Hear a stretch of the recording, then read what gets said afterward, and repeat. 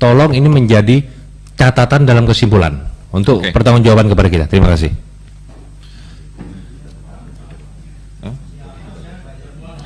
Jadi Pak Ketua, saya baru dikasih tahu oleh Pak Dirjen Perdagangan Luar Negeri, hari Senin sudah ada calon TSK-nya.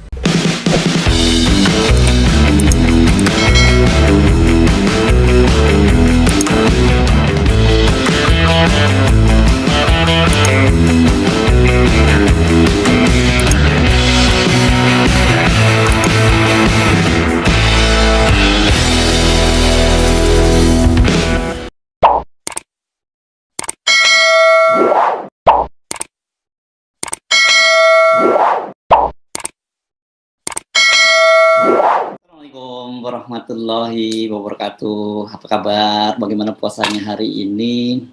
Saya kira tetap semangat ya. Saya Hersbun Arif dari Forum News Network. Senang sekali bisa menjumpai Anda semua. Sebagian besar dari Anda saya yakin sudah sempat nonton video yang saya putarkan tadi. Video tersebut sangat viral dan dicuplik dari rapat kerja antara Komisi 6 DPR RI dengan Menteri Perdagangan M. Lutfi yang berlangsung pada tanggal 17 Maret lalu. Saat itu Lutfi tengah memberikan penjelasan tentang krisis minyak goreng. Dia didesak oleh anggota Komisi 6 DPR RI, Andri Rosiade, untuk menjelaskan siapa pelaku minyak goreng ini, mafia minyak goreng ini, dan apa tindakan yang akan dilakukan oleh pemerintah untuk menindak mafia minyak goreng ini. Itu dalam bahasa Andri, dia menyebutnya harus dikarungin mereka ini. Di tengah-tengah Lutfi menyampaikan penjelasannya, tiba-tiba Dirjen Perdagangan Luar Negeri Indrasari Wisnuwardana membisiki M. Lutfi. Nah, saya akan putarkan lebih lengkap videonya agar Anda dapat lebih menangkap konteksnya. Nah, Pak Menteri, seharusnya pernyataan-pernyataan ini yang keluar dari mulut Pak Menteri dari tadi. Karena selama kita rapat ini, Pak, itu berita-berita yang keluar, itu negatif, Pak. Mendak menyerah, Mendak tidak mampu menangani mafia, itu Pak, tone-nya negatif Pak, supaya Bapak tahu tadi itu, di media-media yang beredar sekarang. Nah seharusnya Bapak dari awal tegas sama kita, Bapak sampaikan bahwa pemerintah tidak kalah, pemerintah siap melawan mafia, pemerintah siap menegakkan Undang-Undang Nomor 7 Tahun 2014 itu, pasal 107 itu. Nah ini kan teman-teman masih nunggu, Bapak sudah punya dugaan mafia itu siapa? Tolong Bapak sebutkan siapa. Itu satu. Kalau enggak, apa proses yang sudah Bapak lakukan? Tadi Pak Haikal sudah bilang ada Pak Ferry, Dirjen Bapak. Apa langkah-langkah yang dilakukan oleh pemerintah, Kementerian Perdagangan untuk ngejar tuh mafia-mafia? Karena sekarang mohon maaf Pak, kita rapat di dalam, wartawan bilang di luar, Bang Andre, barang sudah berlimpah sekarang, tapi harganya di atas 20.000. Artinya apa? Artinya ada penimbun Pak, yang sekarang menikmati hasil kebijakan ratas itu. Jadi ratas itu memenangkan penimbun, memenangkan pengusaha-pengusaha yang menimbun, yang merugikan rakyat. Kemarin barang langka, sekarang barang banyak Pak. Itu Pak, menunjukkan bahwa kita kalah Pak. Komisi 6 kalah, DPR kalah, pemerintah kalah. Kita kalah sama pengusaha-pengusaha itu Pak. Seharusnya, mohon maaf Pak, Bapak tegas, Bapak kejar apa, Bapak jelaskan ke kita. Apa jaminan kita mendengarkan keterangan Bapak? Bagaimana cara Bapak karungin tuh mereka? Ya, karena rakyat gila, kemarin barang langka, tiba-tiba Bapak ratas ambil putusan barang banyak. Berarti kan penimbun tuh ada. Nah, saya ingin tahu bagaimana caranya Bapak ngarungin mereka. Itu bahasanya Pak. Karena rakyat butuh itu Pak, keadilan Pak. Makasih Pak. Jadi, Bung Andre, saya sama Pak Kapolri dari hari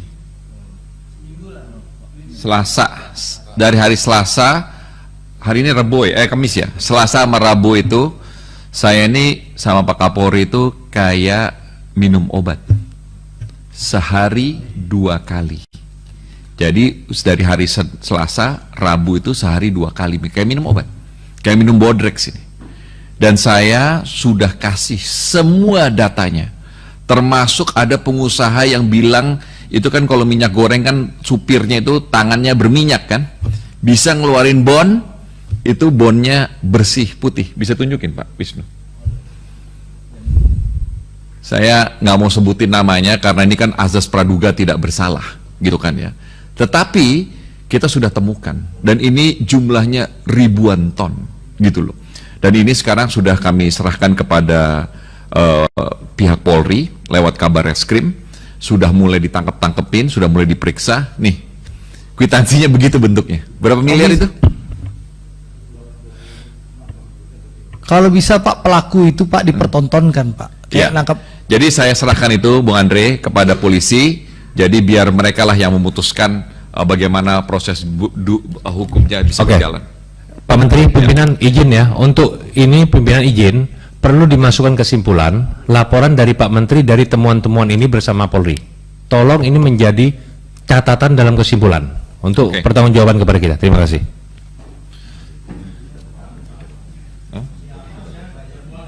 Jadi Pak Ketua, saya baru dikasih tahu oleh Pak Dirjen Perdagangan Luar Negeri, hari Senin sudah ada calon TSK-nya.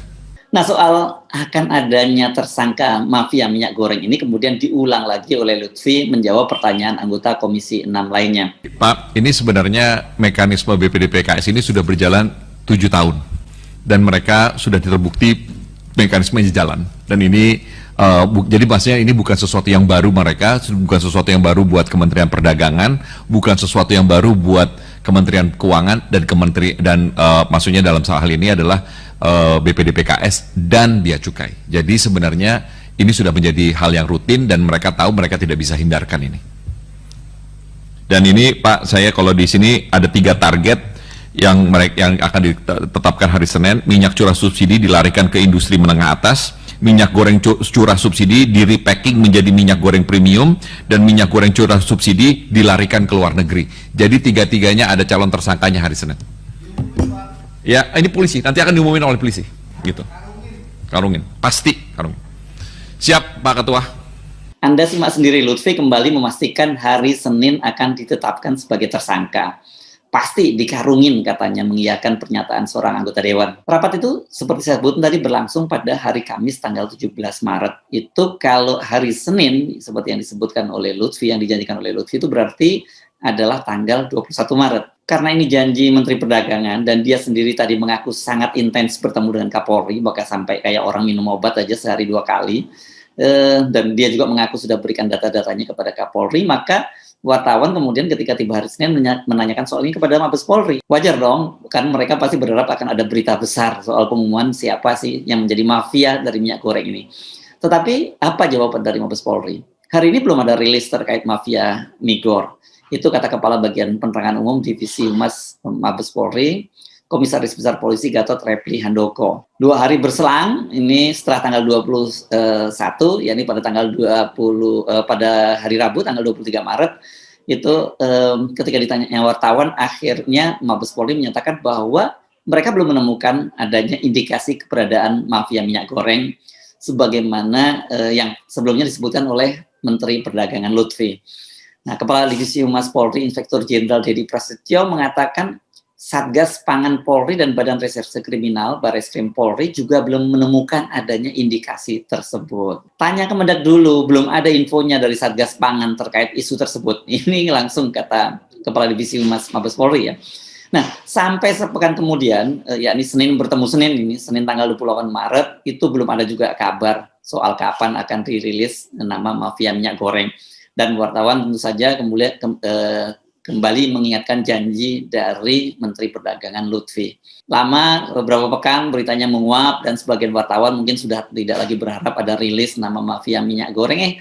Tiba-tiba Selasa 19 April kemarin atau 1 bulan lebih berselang sejak Lutfi menyatakan akan ada rilis tentang mafia minyak goreng, Jaksa Agung mengumumkan nama-nama tersangka mafia minyak goreng. Yang mengagetkan sekaligus menurut saya ini kocak ya. Di antara nama tersebut yang disebut paling pertama adalah IWW alias Indrasari Wisnuwardana, Dirjen Perdagangan Luar Negeri Kementerian Perdagangan. Selain Indrasari ini satu-satunya aparatur sipil negara atau pejabat eselon 1 di Kementerian Perdagangan, 3 orang lainnya itu berasal dari kalangan korporasi besar pemain sawit. Mereka adalah Senior Manager Corporate Affairs Permata Hijau Stanley M.A., kemudian General Manager Bagian General Affairs PT Musim Mas Togar Sitanggang, dan Komisaris PT Wilmar Nabati Indonesia Parulian Tumanggor. Jaksa Agung ST Burhanuddin mengatakan penetapan tersangka keempat orang itu dilakukan usai penyidik menemukan 2 bukti permulaan yang cukup. Dari rilis Pusat Penerangan Hukum Kejaksaan Agung itu Indrasari ini perannya adalah menerbitkan persetujuan ekspor terkait komoditi crude palm oil CPO dan produk turunannya kepada Permata Hijau Group, Wilmar Nabati Indonesia dan PT Musim Mas. Sementara ketiga tersangka lainnya secara ini peran mereka adalah secara intens berkomunikasi dengan Indrasari untuk mendapatkan izin persetujuan ekspor meski mengetahui perusahaan mereka tak memenuhi syarat. Saat ini Indrasari Parlian ditahan di rumah tahanan Salemba cabang Kejaksaan Agung RI, sementara itu Tagor dan Stanley ditahan di Kejaksaan Negeri Jakarta Selatan.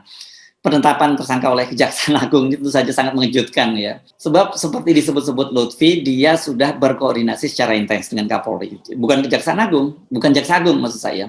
Dan Polri sebelumnya juga menyatakan belum menemukan bukti adanya mafia minyak goreng.